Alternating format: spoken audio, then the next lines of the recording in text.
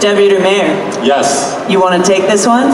I think so. I think we have a few empty seats. Am I right? Yeah. So let's bring on a few more. First up, I'd like to introduce Avan Jogia, whose character is from Berkeley.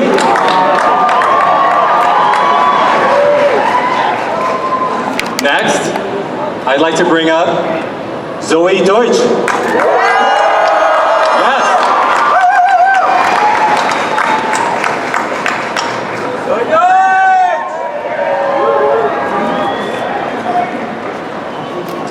Also, I'd like to introduce Rosario Dawson.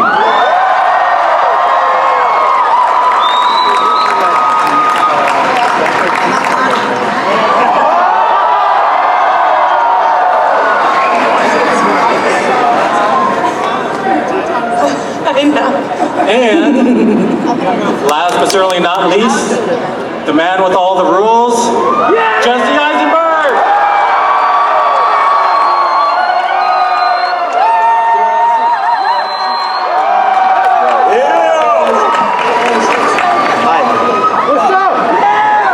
And just because you're so good at it, and they weren't out on stage, can you give them a little something what you just gave us? Double! Double! Oh, it feels good, right guys? Hot damn. First and foremost, let's just go right down the line here, and I want to know what weapon you would be most adept at using in the zombie apocalypse. Go. I would go for a trowel. Ooh, a trowel. That's like an old-timey weapon. I can carry it in your pocket, whip it out, be ready to go. I mean, a trowel in my hand. We've been up here 5 minutes and Ruben's talking about whipping it out. Oh, come on! Zoe? What? A weapon? Yeah. Give me a weapon. I gotta be resourceful, so my nails are a weapon. Yes. They're sharp, and no one's gonna expect them at all. Get it, girl. What about you, Jesse? My best weapon is always running very quickly away. More of a defensive strategy than an offensive one. Awesome. Rosario? My mind. Oh! It's a brilliant one. Nicely done. You know, you gotta MacGyver your way out of all kinds of situations, you know what I mean? Right. It's your biggest asset. That's true. It is. I would use like a plank of wood because it's versatile. You can put nails in it. You can sharpen it up as a javelin. Toothpicks. Toothpicks. You got toothpicks always. Being the writers, I think pen. The pen is mightier than the sword. That's what I hear. But also a sword would be great. Sword would be better, actually. Sword. And I think I'd go with a Cuisinart maybe. Nice. I'm a lightsaber. Can I change to a lightsaber? Also lightsaber. Okay. You want to just abandon your mind for the lightsaber? It's Comic-Con. Yeah, that's Jedi stuff right there. That's still the same thing, of course. It's midichlorians. Yes. Did you mention midichlorians? Yes. For shame! Let's talk about how you guys jumped back into this, Ruben. Oh, we got Ruben on the phone here. Texting right now. Everybody say hi!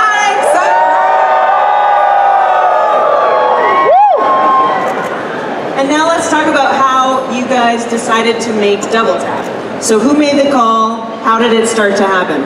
I actually did make the call. It was about 5 years ago after I had some films that weren't as beloved as Zombieland. And I was kind of licking my wounds a little bit and thinking about, oh, that was pretty great, that first movie I made, and those people were pretty awesome. Maybe we should try and get them back together. And so I called up the studio and they were excited to pursue it. And unfortunately, Rhett and Paul were busy making a little movie called Deadpool. So they weren't around to write it straight away, but we had a couple different writers help out, and then they came in and brought it home while I was shooting Venom. The final draft came in, and then the rest is history. We were able to get the original cast back, and it was a dream come true.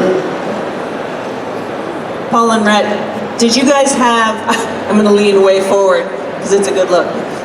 Did you guys have unused zombie kills that you got to make a reality for this movie? Because the ones from the first are so exciting and creative and really super memorable. Well, I mean, the Leaning Tower. Oh, am I allowed to talk about that? Yeah. Oh. Well, I mean, the Leaning Tower of Pisa may end up falling over on top of something, maybe. Might happen. Zoe, I think that since you're new, we have to figure out who Madison is. Can you totally, tell us about Madison? Yes, so I play Madison, who is one of the new survivors that the OGs meet in Zombieland. Madison is, I get to live all of my Valley Girl dreams out through Madison. I was born and raised in the San Fernando Valley.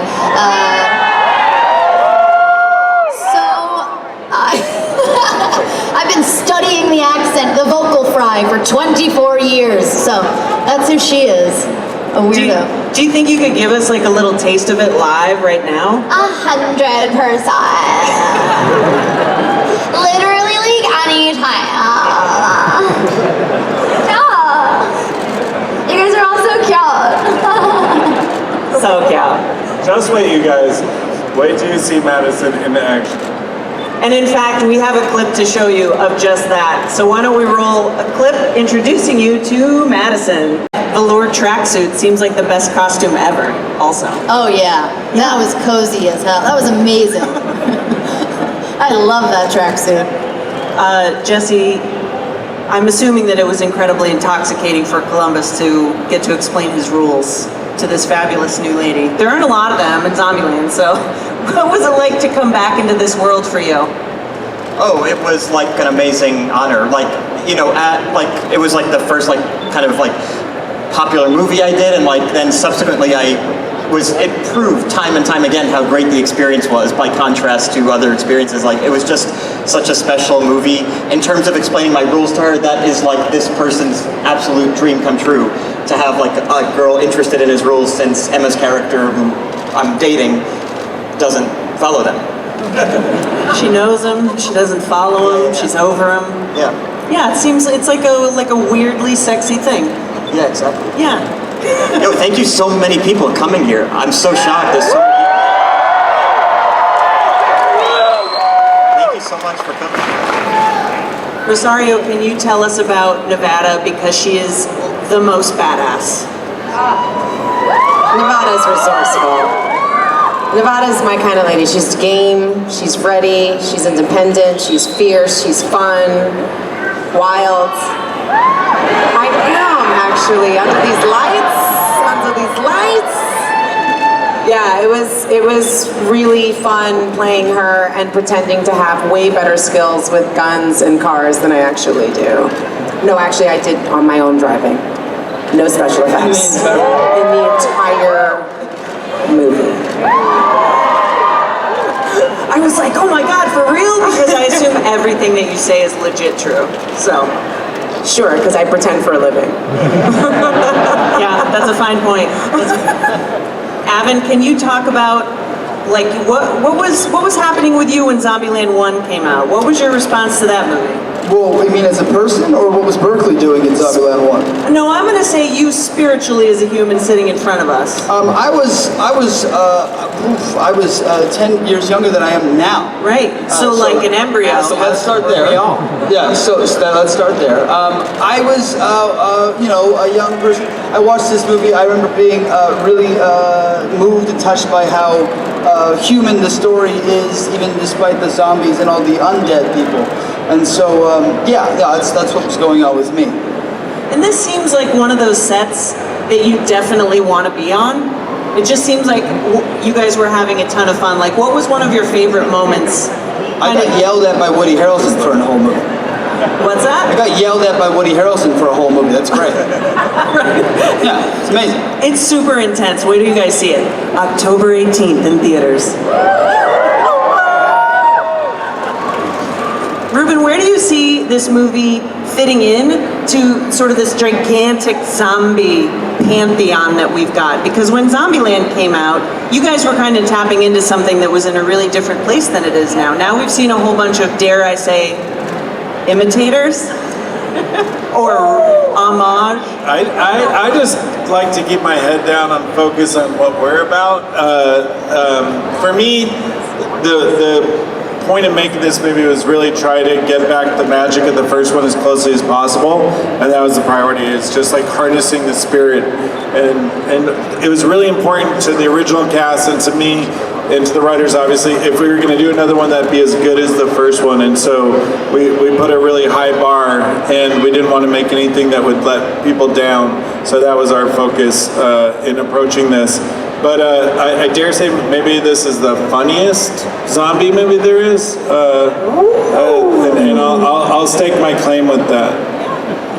Guys, when you were coming up with this story, I like hearing about your writing process because I always end up enjoying your movies so much. I want to know who does what makes you fight, what ends up in the movie. Like, where did the storyline specifically for this one kind of come up from? Well, writers have the most boring lives in the world. We sit in small rooms, basically in our pajamas or in our underwear, and then we imagine wonderful things. I sit in in Rhett's underwear, actually. I actually wear Rhett's underwear while I write. But yeah, I mean, we take, because we're relatively boring people, we let our minds go to places that are more interesting than we are, and we just follow that, and it led here. And then these wonderful, beautiful people take over, and that's good for everybody. Zoe, did you have, there's a lot of car riding in this movie, so I want to know who's the funniest one to be stuck in a car with for long hours of filming? Nice. Response? I'm sitting next to her. That was diplomatic. Yeah. She's so unbelievably funny in the movie, you could tell from that clip, but like it was actually, I'm speaking on behalf of Woody and Emma here as well. It was a very difficult experience not laughing at her. She would do something different each time. What you just saw is like actually a pretty tame example of what she does in the movie, you know, compared to that scene, and I just see it for that reason. It's hysterical. Rosario, was there a behind the scenes moment that you will treasure forever? You have a lot of great scenes with Woody Harrelson, and you also, I don't want to give it away, but you live in an amazing place in the film. I do. I think the fans will understand this a lot. I was a huge fan of the first movie, and I would be chomping at the bit to watch it on Friday, regardless of being in it. So for me, it was more like the greatest BTS experience ever, except I had to keep reminding myself I was on set, I was supposed to act as well. But it was just remarkable to see everyone, to see this group back together again, and to see the entire process. We have this amazing shootout scene that took 3 days to shoot, that takes a few minutes to watch, but to see how it was all built together and created, and to keep the funny and keep the relationships going, even in the midst of all the action, was just amazing. I feel like I learned a lot, and it was a beautiful family to be invited to be a part of, and I'm really hoping this does really, really well. Don't let me down, folks, because then maybe we can do a third one. October 18th in theaters.